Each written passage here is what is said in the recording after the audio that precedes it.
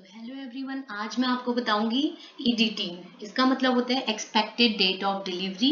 ये जितने भी ओपीजी के स्टूडेंट्स हैं उनको पहले ही एग्जाम से पहले ये क्वेश्चन जरूर रिवाइज करना चाहिए कि कैसे हम ईडीटी कैलकुलेट करते हैं। ये प्रैक्टिकल में भी पूछा जाता है और कभी कभी एग्जाम्स में भी आ सकता है। सो एलएमपी अगर किसी को भी पता है तो वो ईडीटी आसानी से निकाल सकता है। सबसे पहले ईडीटी का मतलब है एक्सपेक्टेड डेट ऑफ डिलीवरी और इसको हम एस्टिमेटेड ड्यू डेट भी कहते हैं। इसको हम कैलकुलेट करते हैं जिससे कि जो प्रेग्नेंट वुमेन है उसकी डिलीवरी के लिए डेट निकल जाए। तो जिससे कि जो भी काम है, जो भी प्रोसीजर्स हैं वो हम कर सकते हैं particular week wise, month wise. और next is it is the date when a pregnant woman is expected to deliver her baby. एक आइडिया मिल जाता है कि हाँ, अगर जो प्रेगनेंसी है वो इस मंथ में होगी और इतने वीक्स में जो उनका कैलकुलेशन करके आया है, तो एक एस्टिमेट मिल जाता है जिससे कि जो हेल्थ केयर प्रोवाइडर्स हैं वो प्लान कर सकते हैं वुमेन की डिलीवरी के लिए।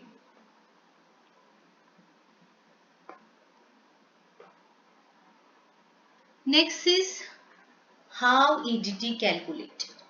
ये बहुत इंपॉर्टेंट क्वेश्चन है। तो कैसे हम ईडीटी को कैलकुलेट कर सकते हैं?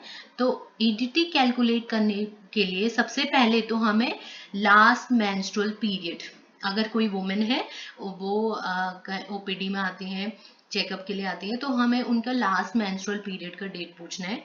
एंड देन जो मोस्ट कॉमन मेथड है नेगल्स रूल, उसको अप्लाई करना है।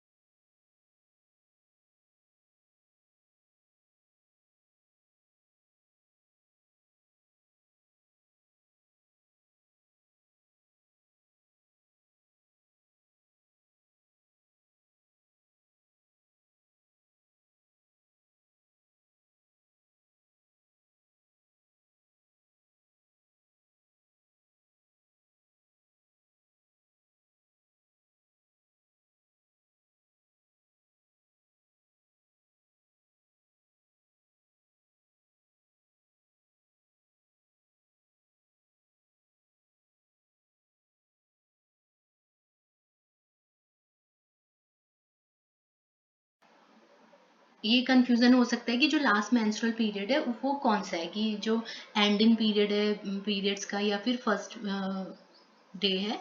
तो इसमें जो फर्स्ट डे है मेंस्ट्रुअल साइकिल का उसको हमें बताना पड़ेगा डेट। इसमें जैसे कि अगर किसी वुमेन को अगर मेंस्ट्रुएशन हुए हैं, सपोज उसको 10 जून को हुए और एंड हुए हैं 15, ओके, बट जो 10 जून है वो ही उसका एलएमपी होगा।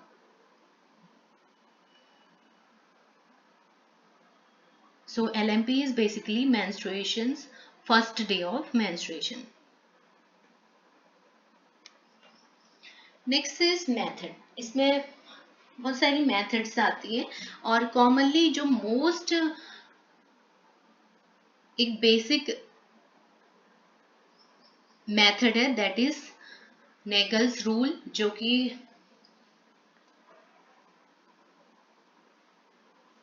एक कैलकुलेशन फॉर्मूला है। जैसे कि first day of last menstrual cycle period, suppose अगर 9 जून है तो हम नेगल्स रूल से निकालते हैं कि कैसे हमें इसको सॉल्व कर सकते हैं, या फिर जो एलएमपी है वो हमें पता है और हम ईडीटी निकालेंगे। एलएमपी 9 जून 2026 है। अब हमें क्या करना है इसमें कि ऐड करना है 1 ईयर। 9 तो 1 ईयर ऐड करेंगे तो 9 जून, और 26 है तो 27 हो जाएगा। और फिर सब्सट्रैक्ट करने हैं 3 मंथ्स। 3 मंथ्स मीन्स जून है तो जून, फिर माइनस करेंगे हम तो मार्च आ जाएगा 3, तो 9 मार्च 2027। फिर लास्ट स्टेप हमें करना है एट 7 डेज। 7 डेज ऐड करने हैं तो 9 हमारा जो नंबर है उसमें 7 प्लस करेंगे तो 16 आएगा। तो 16 मार्च 2026 ये जो डेट है वो है ईडीटी। नेक्स्ट सेकेंड मेथड आता है using ultrasound. If the LMP is uncertain or menstrual cycle are irregular, an ultrasound, especially in the first trimester, can provide more accurate estimated of gestational age and EDT.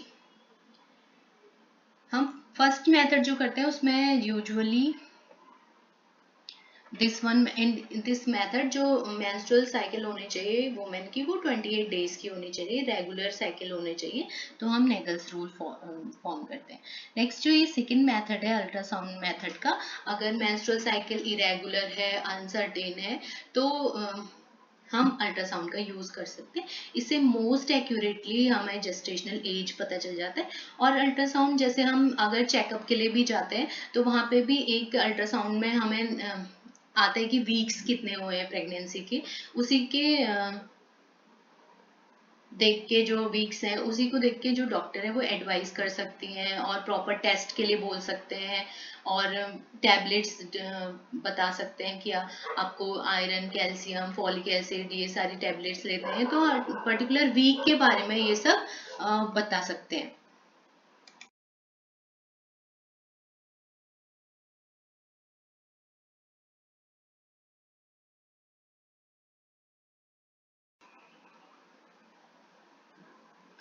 Next third method आती है using conception date. Determine the conception date if known, अगर conception date पता है तो उसमें simply 266 days add कर सकते हैं या 38 वीक्स भी हम कह सकते हैं, क्योंकि प्रेगनेंसी में जैसे 9 मंथ है तो हम उसको वीक्स में कैटेगराइज करते हैं, तो ऐसे ही हम इसमें ऐड कर सकते हैं। Next is the clinical importance of EDT.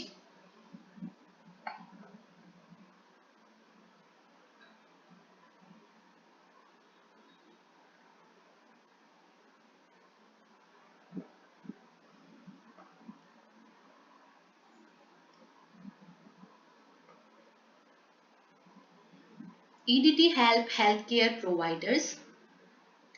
EDT is very important for healthcare providers, जिससे कि उनको पता चल सकता है कि जो वोमेन है उनकी डिलीवरी डेट क्या है, ड्यू डेट क्या है, उसी से वो प्लान कर सकते हैं। Next is monitor fetal growth and development. Suppose अगर वुमेन है वो सेकेंड ट्राइमेस्टर में ओपीडी में आई है और उन्होंने एलएमपी बताया है, तो उसी से जो हेल्थ केयर प्रोफेशनल है वो उनकी ईडीटी निकाल सकते हैं। और नेक्स्ट की ग्रोथ और डेवलपमेंट बच्चे का, कि अगर सेकेंड ट्राइमेस्टर है तो कैसे ग्रोथ और डेवलपमेंट होना चाहिए। थर्ड ट्राइमेस्टर हम देखते हैं कि बेबी का प्रॉपर ग्रोथ एंड डेवलपमेंट हो गया है कम्प्लीटली कि नहीं। तो ये सारी चीजें भी हमें एक इम्पॉर्टेंट है जिससे कि ईडीटी हमें कैलकुलेट करनी होती है। Next is this schedule antenatal visit and screening test. फिर हमें एंटीनेटल विजिट और स्क्रीनिंग टेस्ट के लिए वुमेन को एडवाइस करना है, बिकॉज बहुत सारे स्क्रीनिंग टेस्ट होते हैं, जैसे कि हम फर्स्ट तो कंफर्मेशन के लिए करते हैं, पोजीशन के लिए करते हैं कि जो फीटस है वो कैसे ग्रो हो रहा है, और फिर स्क्रीनिंग में हमारा कलर ड्रॉपलेट आता है।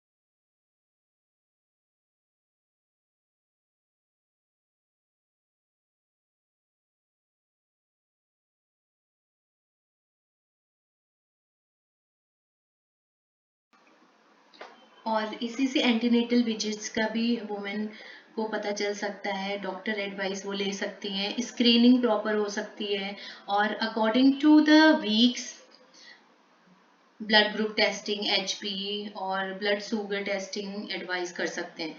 जैसे कि इसमें कुछ टेस्ट आते हैं, जैसे कि एंटी स्कैन करते हैं और ट्रिपल टेस्ट करते हैं, एनोमेली स्कैन भी होता है। तो वो अकॉर्डिंग टू वीक्स अगर पता होंगे हेल्थ केयर प्रोफेशनल को, वो उसी से एडवाइस करेंगे वुमेन को।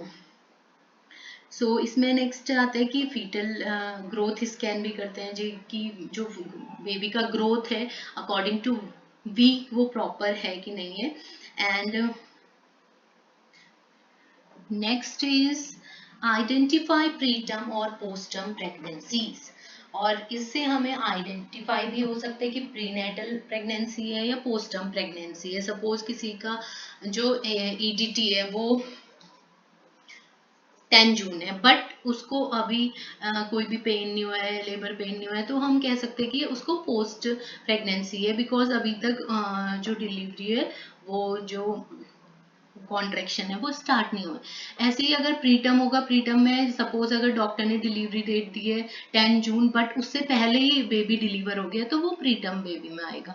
तो ये सब जो भी इंफॉर्मेशन है वो हमें तब पता चलेंगी जब हम उसको EDT कैलकुलेट करेंगे वुमेन का। Next is pain labour management when necessary, and this is very important for any pregnant woman कि जो लेबर मैनेजमेंट है वो नेसेसरी होना चाहिए। तो उससे भी जब EDT पता होगी तो हम जो हेल्थ केयर प्रोफेशनल्स हैं वो ईजिली पेन मैनेजमेंट लेबर कर सकते हैं। There are some examples. So first, if estimated date of delivery is 10 January 2026, तो उसका EDT क्या होगा? So LMP हमें ये दिया है और फिर नेक्स्ट हमें निकालना है EDT।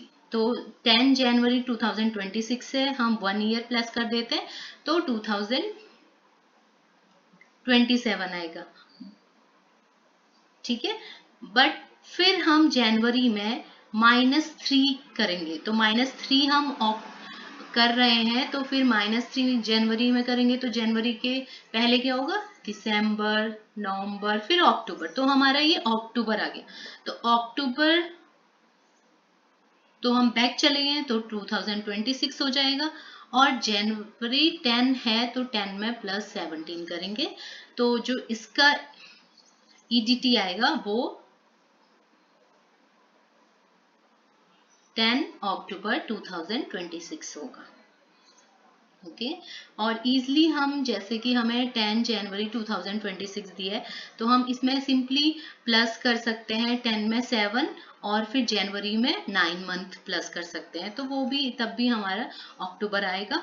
और 2026 तो सेम ही रहेगा क्योंकि 12 मंथ होते हैं, तो 9, ये दूसरा मेथड भी है।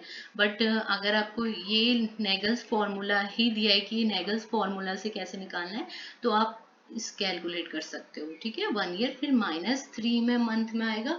अगर -3 आपका जनवरी है, फरवरी है, तो उस पर फिर हम माइनस करके पहले ही ईयर में आ जाएंगे। Next is if LMP is 13 October 2025, calculate the EDT.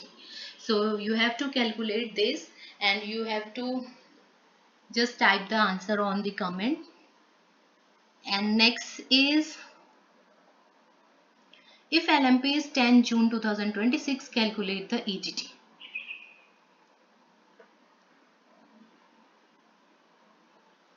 So thank you all for watching this video. If you want to watch more videos, just like, share and subscribe this channel.